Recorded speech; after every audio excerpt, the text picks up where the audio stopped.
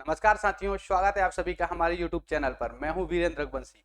आज हम जो है पाचन तंत्र का पार्ट 5 देख रहे हैं। इससे पहले यदि आपने पार्ट 4 नहीं देखे तो उन्हें जरूर देखें ताकि आपको पाचन क्रिया अच्छे से समझ में आए।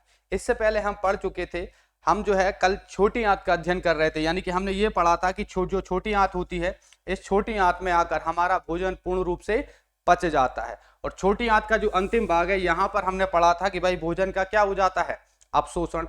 अब जो भोजन छोटी आंत में बचा होता है वह कैसा होता है, अनपचा भोजन। और अनपचा भोजन छोटी आंत से जो है कहां पहुंच जाता है, बड़ी आंत में पहुंच जाता है। तो यहां पर अब हमें पढ़ना है बड़ी आंत की बड़ी आंत किस तरह से हमारी पाचन क्रिया में सहयोग देती है। अगर बड़ी आंत की हम बात करें तो जो बड़ी आंत है इसकी जो लंबाई है वो लगभग कितनी होती है, 1.5 मीटर होती है। वहीं हमने छोटी आंत की अगर बात करें तो छोटी आंत की लंबाई हमने लगभग कितनी पढ़ी है, 6 से 7 मीटर होती है। तो यही कारण है कि यहां से एक क्वेश्चन बनता है कि भाई जो छोटी आंत है और जो बड़ी आंत है, इन दोनों की लंबाई का अनुपात क्या है। तो आपको यहां याद रखना है इन दोनों की लंबाई का अनुपात कितना होता है, 5:1 होता है। यानी कि छोटी आंत की लंबाई बड़ी आंत की तुलना में लगभग 5 गुना ज्यादा होती है। वही हम बात करें बड़ी आंत, इसे बड़ी आंत क्यों कहते हैं, तो उसका बड़ा कारण है इसका क्या, व्यास। व्यास को जो है हम क्या बोलते हैं, सामान्य भाषा में चौड़ाई कहते हैं।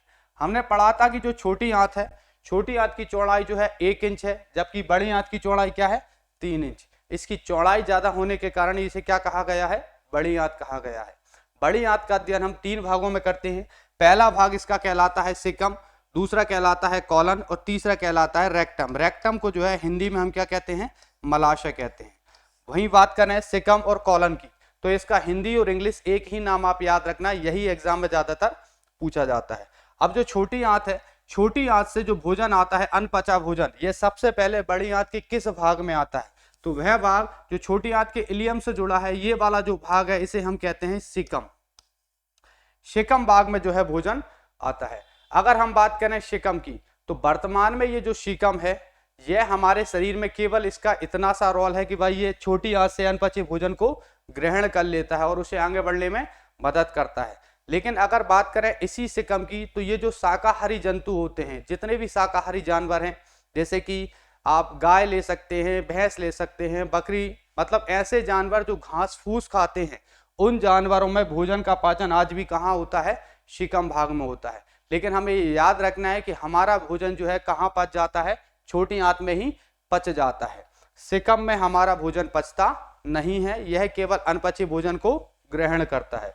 सिकम के पास में अगर आप देखना चाहें तो यहां पर आपको एक संरचना जो है इस तरह से एक संरचना लगी हुई दिखती है। यह जो संरचना है इसे हम क्या कहते हैं, अपेंडिक्स कहते हैं। आपने अक्सर सुना होगा अपेंडिक्स की जो है समस्या आ जाती है। अपेंडिक्स जो है वो हमारे पेट में दाहिनी ओर होता है और कभी कभी इसमें बहुत ज्यादा दर्द उठता है। उस परिस्थिति में इसे हमारे शरीर से ऑपरेशन द्वारा क्या कर दिया जाता है, काट के निकाल दिया जाता है। ऐसा क्यों, तो जो अपेंडिक्स है पहले के समय में यह भी भोजन को पचाता था। यानी कि जो सिकम है, अपेंडिक्स है, इन दोनों में जो है सेल्यूलोज को पचाने के जो है एंजाइम हुआ करते थे। सेल्यूलोज क्या है, तो सेल्यूलोज भी जो है कार्बोहाइड्रेट का एक प्रकार है।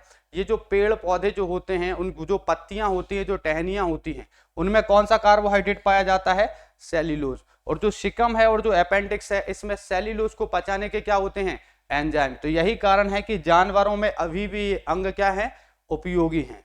ये जो अपेंडिक्स है इसकी एवरेज लंबाई अगर हम बात करें तो लगभग 6 से कितनी होती है, 7 सेंटीमीटर होती है। लेकिन कभी कभी क्या होता है, हमारे शरीर में होने वाली क्रियाओं के कारण इसकी लंबाई बढ़ जाती है और जैसे जैसे इसकी लंबाई बढ़ती जाती है हमारे शरीर में दर्द उठने लगता है। इसी को हम अपेंडिक्स बीमारी कहते हैं, जिसे ऑपरेशन के द्वारा काट कर शरीर से बाहर निकाल दिया जाता है। इसका हमारे शरीर में कोई खास योगदान नहीं है। वर्तमान के समय में हम इसे जो है अवशेषी अंग कहते हैं। अवशेषी अंग का मतलब होता है कि वह अंग जो हमारे शरीर में है लेकिन जिसका हमारे शरीर में कोई काम नहीं है, उसे हम अवशेषी अंग कहते हैं। हमारे शरीर में और भी कई सारे अवशेषी अंग हैं जो आगे हम देखेंगे। जैसे कि हम बात करें हमारी त्वचा पर आने वाले बाल, जितने भी बाल हैं इनका आज के समय में कोई उपयोग नहीं है। इन्हें भी हम किस में गिनते हैं, अवशेषी अंग में गिनते हैं। इसी तरह से जो है अपेंडिक्स कैसा अंग है, अवशेषी अंग है।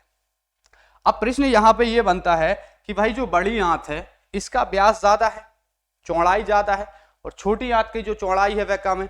क्या यहां से अनपचा भोजन दोबारा से जो है छोटी आंत में नहीं जाएगा? तो इसका आंसर है नहीं। क्यों नहीं जाता? तो उसका कारण है ये जो बड़ी आंत है और जो छोटी आंत है, जहां पर इनका मिलन होता है, यानी कि छोटी आंत का जो किनारा है, यहां पर एक वाल्व लगा रहता है। एक ऐसा वाल्व लगा रहता है जो भोजन को छोटी आंत से बड़ी आंत में तो जाने देगा, लेकिन बड़ी आंत से छोटी आंत में वापस जाने नहीं देता। तो हमसे पूछा जाता है कि भाई इस वाल्व को क्या कहा जाता है? तो ये जो वाल्व है ये क्या कहलाएगा? आपका इल्यूशिकल वाल्व कहलाता है। इस वाल्व को ध्यान रखना, इससे क्वेश्चन आता है। इल्यूशिकल वाल्व वो वाल्व है जिसके कारण बड़ी आंत का व्यास अधिक होने के कारण भी छोटी आंत में भोजन वापस नहीं होता। यह है पहला भाग। अब बड़ी आंत का जो दूसरा भाग है, हमने कहा भाई उसे क्या कहते हैं? कॉलन। अगर हम बात करें शिकम के बाद जो भोजन के जाने का क्रम है वह किस तरह है? तो शिकम के बाद भोजन इस तरह से जाता है, यानी कि पहले ऊपर की ओर भोजन खिसकता है, इसीलिए इसे कॉलन के इस भाग को क्या कहते हैं? Ascending colon.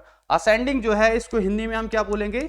आरोही। आरोही का मतलब होता है उठता हुआ या बढ़ता हुआ क्रम। इसके बाद हमारा जो भोजन है वो कैसा जाता है? ऐसा जाता है, तो इसे कहते हैं ट्रांसवर्स कॉलन। ट्रांसवर्स का मतलब होता है आड़ा, यानी कि हमारा भोजन यहाँ पे कैसा जाता है? आड़ा, तिरछा जाता है। फिर इसके बाद जो है भोजन कहाँ उतरता है? नीचे उतरता है। तो जब नीचे उतरता है तो इसे हम बोल देते हैं डिसेंडिंग कॉलन। यानी कि ये जो भाग आपको देख रहे हैं, असेंडिंग है, ट्रांसफर है, डिसेंडिंग है, सिग्मोइड है, ये चारों के चारों भाग जो है वो किसके होते हैं? कॉलन के होते हैं। डिसेंडिंग को जो है हिंदी में हम लोग बोलते हैं अवरोही। अवरोही का मतलब होता है घटता हुआ क्रम। घटता हुआ क्रम का मतलब है ऐसा क्रम जो नीचे की ओर ले जाता है, तो इसमें भोजन नीचे की ओर आता है। तो बड़ी आंत में ये जो भोजन ऊपर फिर आड़ा फिर नीचे की ओर आ रहा है, यह जो है पेरिस्टाल्टिक मूवमेंट यानी कि क्रमानुकुंचन गति के कारण जाता है। ये हम पहले भी देख चुके हैं कि भाई क्रमानुकुंचन गति क्या है। तो हमारी जो भोजन की नली है ये पूरी की पूरी नली किसकी बनी है? मांसपेशी। इसमें जब भी एक अंग से दूसरे अंग में भोजन जाता है तो जो मांसपेशियां हैं उनमें सिकुड़न होता है, शिथिलन होता है, मतलब वो सिकुड़ती हैं और फैलती हैं। इसी तरह से भोजन आगे बढ़ता है। तो सिग्मोइड के बाद ये जो भोजन है ये कहाँ जाकर जमा हो जाता है? रेक्टम में। रेक्टम को जो है हम लोग क्या कहते हैं? मलाशय कहते हैं। तो यहां से प्रश्न बनता है कि हमारा अनपचा भोजन कहाँ जमा होता है? तो हमारा आंसर है हमारा अनपचा भोजन कहाँ जमा होता है? रेक्टम में, यानी कि मलाशय में। और इसी भाग में यानी कि जो बड़ी आंत है और जो रेक्टम है, यहाँ पर कई सारे बैक्टीरिया, जीवाणु पाए जाते हैं जो हमारे लिए लाभदायक हैं। वही जीवाणु इस अनपचे भोजन को मल में, यानी कि जिसे हम सामान्य भाषा में कहते हैं लैट्रिन में, बदल देते हैं। तो इस तरह से वह यहाँ पर लैट्रिन वाला भाग जो है क्या हो जाता है? जमा हो जाता है। तो भाई बड़ी आंत का काम क्या है? बड़ी आंत में क्या भोजन का पाचन होता है? नहीं। बड़ी आंत का जो यहाँ पर महत्वपूर्ण काम है वो हम आगे देखेंगे। भाई बड़ी आंत का जो मुख्य काम है वो है जल का अवशोषण। अब तक जो है हमने भोजन का अवशोषण तो पढ़ा। अगर आपसे बोले भोजन का अवशोषण कहाँ होता है तो आंसर है छोटी आंत। किस भाग में होता है? तो हम पढ़ चुके हैं इलियम। और अगर उस संरचना का भी नाम पूछे जो अवशोषण करती है तो हमने पढ़ा है विली वो संरचना है जो अवशोषण में मदद करती है। लेकिन हमसे पूछे जल का अवशोषण कहाँ होता है, तो जल का जो अवशोषण होता है वो कहाँ होता है? बड़ी आंत में। और बड़ी आंत के भी किस भाग द्वारा? तो उसका आंसर है कॉलन भाग द्वारा है। कॉलन भाग वह भाग है जो जल को, अनपचे भोजन से जल को क्या कर लेता है? खींच लेता है। जब ये अनपचे भोजन को जल में से खींच लेता है, इसका मतलब जो अनपचा भोजन है वह सूख जाएगा। तो फिर भाई वह आगे कैसे बढ़ता है? तो ये जो कॉलन है यहीं पर एक चिपचिपा पदार्थ निकलता है जिसे हम म्यूकस कहते हैं। यह म्यूकस जो है उस अनपचे भोजन में मिल जाएगा, भोजन को चिपचिपा बना देगा और इस तरह से पेरिस्टाल्टिक मूवमेंट करता हुआ भोजन ऊपर, आड़ा, नीचे और कहां जा तक पहुंच जाता है?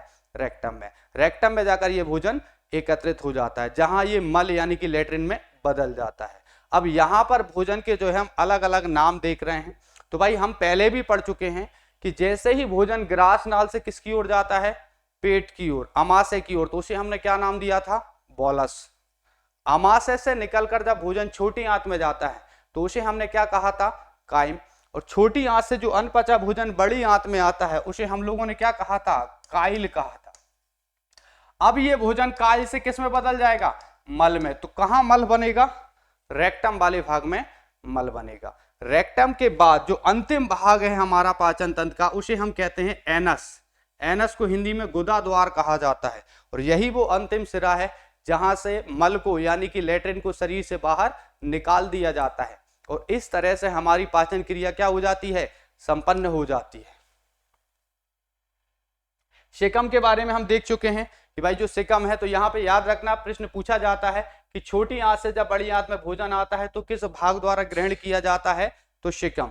वर्तमान में सेकम का हमारे लिए कोई खास लाभ नहीं है, लेकिन अगर बात करें यही शाकाहारी जंतुओं की, तो शाकाहारी जंतुओं में अभी भी भोजन कहाँ पचता है, सेकम भाग में पचता है। मतलब ये है कि हमारे जो पूर्वज थे, जब मानव जाति की शुरुआत थी, तो भाई हम सब जानते हैं कि जंगलों में मानव रहा करता था, तो ज्यादातर उसका जो आहार भोजन जो होता था वो है घास फूस, पेड़ पौधों की पत्तियां, फल फ्रूट, यही हुआ करता था। तो जो घास फूस होता है, जो पेड़ पौधों की पत्तियां हैं, डालियां हैं, इनमें सेल्यूलोज पाया जाता है। हमने कहा सेल्यूलोज एक प्रकार का क्या है, कार्बोहाइड्रेट। जैसे हमारा स्टार्च है, यानी कि जब हम कोई अनाज ग्रहण करते हैं, जैसे कि आप रोटी खाते हो तो रोटी से हमें क्या मिलता है, स्टार्च। स्टार्च भी क्या है, कार्बोहाइड्रेट। तो भाई उसका हम पाचन कर सकते हैं, लेकिन जो पेड़ पौधों की पत्तियां हैं, डालियां हैं, उनमें भी कार्बोहाइड्रेट है, सेल्यूलोज। उसके पाचन के एंजाइम आज हमारे शरीर में नहीं है, लेकिन अभी भी शाकाहारी जंतुओं में ये पाचन में मदद करता है। तो इसीलिए पूछ लिया जाता है कि हमारा भोजन कहाँ पचेगा, तो हमारा भोजन तो कहाँ पचेगा, छोटी आंत में ही पच जाता है। उसके बाद हमने पढ़ा कि जो अवशेषी अंग है, इसमें किसे गिना जाता है, अपेंडिक्स को। अवशेषी अंग जो है इसको इंग्लिश में क्या बोलते हैं भाई, वेस्टिजियल ऑर्गन बोलते हैं, वेस्टिजियल ऑर्गन। ऐसा अंग जो शरीर में है लेकिन उपयोगी नहीं है, जिसका कोई काम नहीं है। फिर हम बात करते हैं कॉलन की, तो कॉलन में हमने पढ़ा कि यहीं पर जल का क्या होता है, अवशोषण। इसके बाद हम बात करें मलाशय, तो बोले का मल का संग्रह, यानी कि जो अनपचा भोजन है वो कहाँ स्टोर होगा। संग्रह का मतलब क्या है, स्टोर, संचय कहाँ होगा, तो आंसर रहेगा मलाशय। वो कौन सा भाग है, जो अंतिम भाग है पाचन तंत्र का, जहां से मल को बाहर निकाल दिया जाता है, लेट्रिन बाहर की जाती है, तो उसे हम क्या बोलते हैं, एनस कहते हैं। इसके अलावा कुछ सामान्य क्वेश्चन पूछे जाते हैं, जैसे हमसे पूछा जाता है मल का रंग कैसा होता है, तो रंग का आपको आंसर देना है पीला भूरा। अब भाई जो मल का रंग पीला भूरा है, ये किसके कारण है, कभी कभी यहां से क्वेश्चन भी आ जाता है, तो आपका आंसर होगा स्टरकोरबिलिन और यूरोबिलिन के कारण। ये क्या है, तो याद कीजिए हमने एक रस पढ़ा था, पित्त रस। जो लीवर है वो पित्त रस बनाता है और पित्ताशय में वह स्टोर रहता है।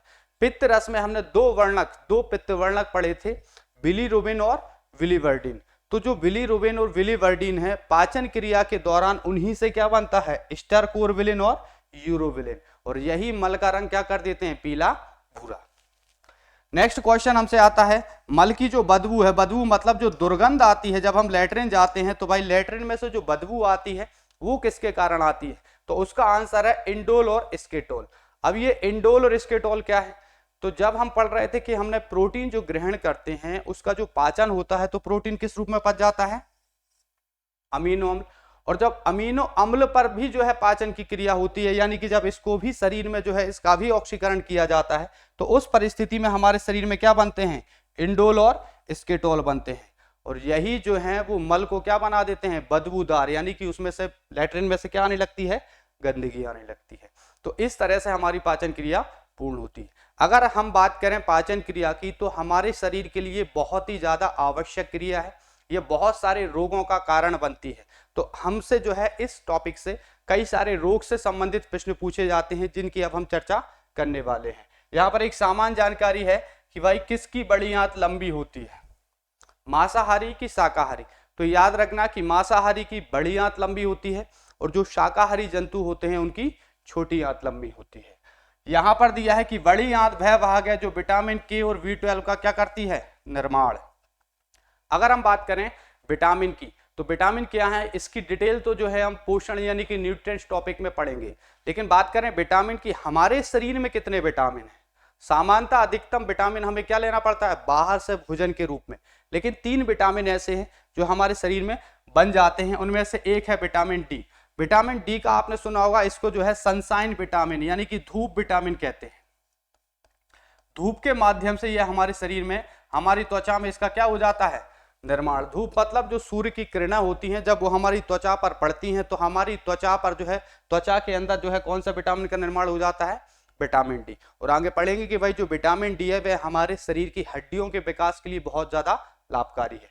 इसी तरह से जो है विटामिन के और विटामिन B12 कहाँ बन जाते हैं, बड़ी आंत में। तो पूछा जाता है ये किसके द्वारा बनते हैं, तो इसको बनाने में एक जीवाणु महत्वपूर्ण योगदान देता है जिसका नाम है एस्कॉरिया कोलाई, जिसे शॉर्ट में ई कोलाई कहते हैं। ये जो ई कोलाई बैक्टीरिया है यह हमारी बड़ी आंत में पाया जाता है। अब बात करें जो ई कोलाई बैक्टीरिया है और जो बड़ी आंत है, इन दोनों के संबंध को हम क्या बोलते हैं, सहजीवी यानी कि सिम्बायोटिक। सहजीवी किसे कहते हैं, सहजीवी। सहजीवी का मतलब है साथ साथ जीवन व्यतीत करना, यानी कि जो ई कोलाई जीवाणु है और जो हमारी बड़ी आंत है ये दोनों एक दूसरे के लिए लाभदायक है। कैसे कि भाई जो अनपचा भोजन है उससे भोजन किसे प्राप्त हो जाता है, ई कोलाई बैक्टीरिया को, और हमें क्या लाभ होता है कि जो ई कोलाई बैक्टीरिया है उस अनपचे भोजन से भी हमें क्या निकाल के दे देगा, विटामिन के और विटामिन B12। इस तरह से जब दोनों पक्षों को लाभ हो, जब इस तरह का संबंध हो, तो उसे क्या कहा जाता है, सहजीवी कहा जाता है। तो याद रखेंगे यहाँ पे ये बैक्टीरिया। दूसरा इसका क्या रोल है, तो ये जो ई कोलाई बैक्टीरिया है ऐसे और भी कई सारे महत्वपूर्ण बैक्टीरिया पाए जाते हैं हमारी बड़ी आंत में, जो अनपचे भोजन को मल यानी कि लेट्रिन में बदलने में सहयोग करते हैं। तो इसी कारण आप यहाँ पे याद रखना सबसे महत्वपूर्ण जो बैक्टीरिया है वो पूछा जाता है कौन सा, ई कोरिया बैक्टीरिया।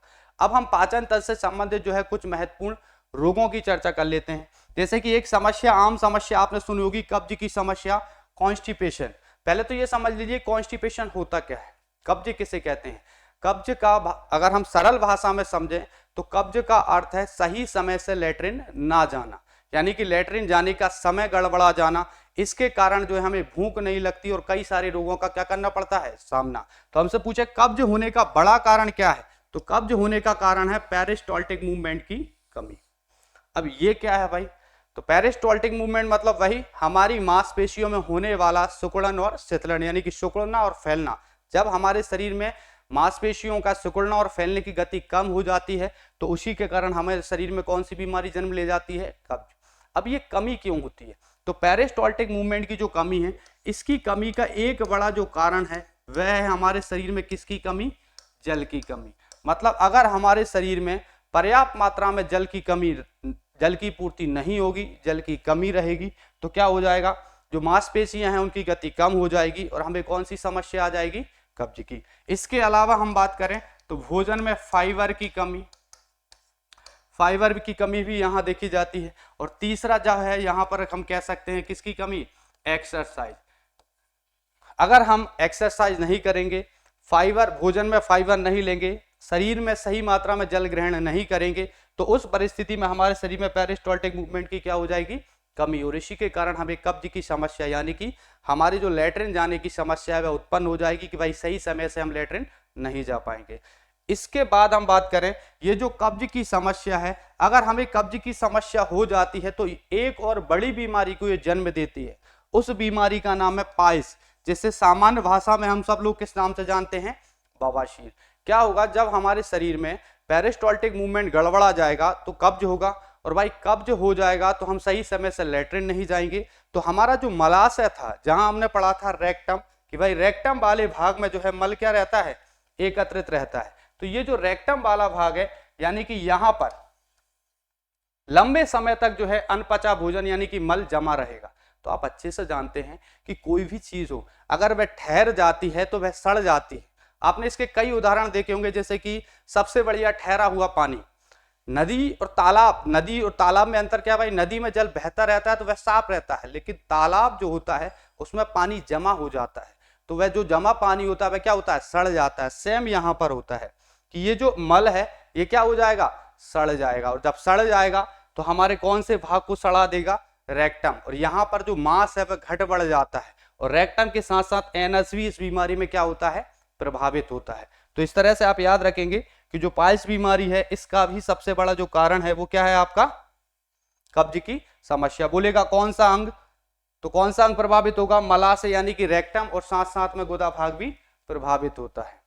बड़ी आंत से संबंधित एक और सामान्य बीमारी है जिसे हम दस्त यानी कि डायरिया कहते हैं।